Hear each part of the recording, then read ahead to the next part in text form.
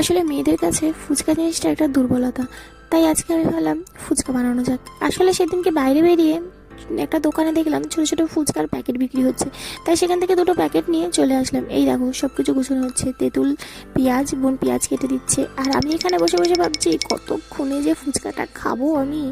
যাই হোক, এদিকে আলু সিদ্ধ হয়ে গেছে, আলুগুলোকে নামিয়ে রেখে এইবার তেঁতুল জলে মিক্সড করে ভালো করে সেটাকে মাখতে হবে। যাই হোক, একটু ঝাল ঝাল না হলে বেশ ভালো লাগে না কিন্তু। এইদিকে দই তৈরি হচ্ছে, দই ফুচকাও তৈরি করব, তাই এদিকে দেখো আমার আলু মাখা কমপ্লিট।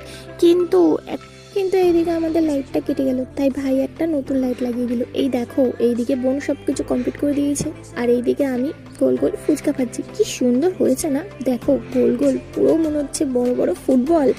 এই দেখো সব কিছু তৈরি করা হয়ে গেছে, আর বোন আমাকে চারটে দিয়েও দিয়েছে। খুব টেস্টি, আর খেয়ে তো